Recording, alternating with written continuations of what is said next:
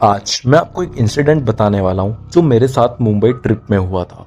और ऑनेस्टली उस रात के बाद मैं कभी सेम फील नहीं कर पाया। मैं और मेरा दोस्त मुंबई गए थे 2 दिन के लिए। सब नॉर्मल था, घूमना, खाना, फोटोज, फुल चिल ट्रिप। फिर रात को हमने एक चीप सा होटल लिया, रूम नंबर 302। रूम थोड़ा पुराना था, लाइट्स भी हल्की डिम थी और एक अजीब सी स्मेल आ रही थी। लेकिन हम थक गए थे, सो वी इग्नोर्ड। रात को अराउंड 1 बजे मेरा दोस्त सो गया था, लेकिन मुझे नींद नहीं आ रही थी।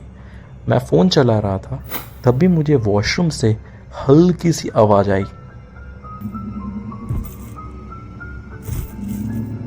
मैंने इग्नोर किया, पर 2 मिनट बाद वही आवाज़ फिर आई, इस बार थोड़ी तेज। मैं उठा और वॉशरूम का डोर खोला। अंदर कोई नहीं था, टैप बंद, सब नॉर्मल। जैसे ही मैं वापस मुड़ा, मुझे 1 सेकंड के लिए लगा जैसे मिरर में कोई मूवमेंट हुआ हो। मैं तुरंत वापस देखता हूँ, कुछ नहीं। मैं वापस बेड पर आके लेट गया, लेकिन अब थोड़ा अनईजी फील हो रहा था।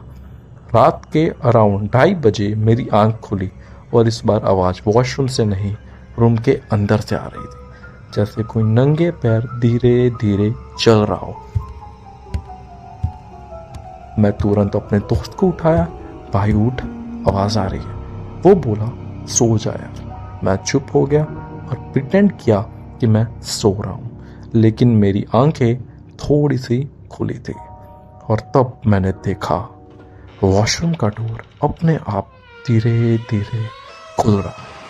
कोई दिख नहीं रहा था, लेकिन डोर पूरा ओपन हो गया। मेरी सांसें रुक गई, मैं हिल भी नहीं पा रहा था।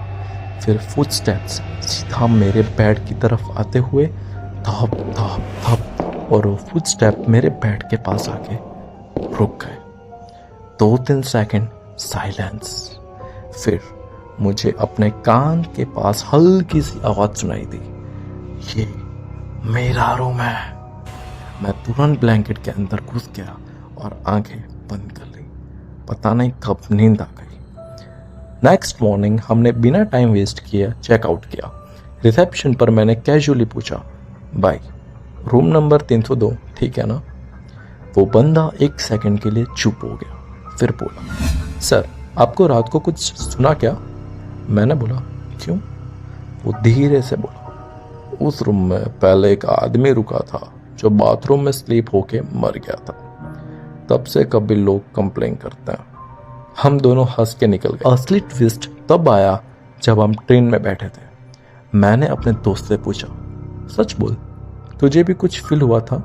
वो बोला, हाँ, लेकिन मैंने बताया नहीं। मैंने पूछा क्या? वो बोला, जब तू सो रहा था ना, तो कोई तेरे बेड के पास खड़ा था। मेरे हाथ ठंडे पड़ गए। मैं बोला, क्या बकवास कर रहा है? वो बोला, मैं उठा था, पर मुझे लगा तू ही खड़ा है, इसलिए मैं वापस सो गया। मैं चुप हो गया, क्योंकि उस टाइम मैं बेड पर ही पड़ा था। तो फिर कौन था वो जो मेरे बेड के पास खड़ा था?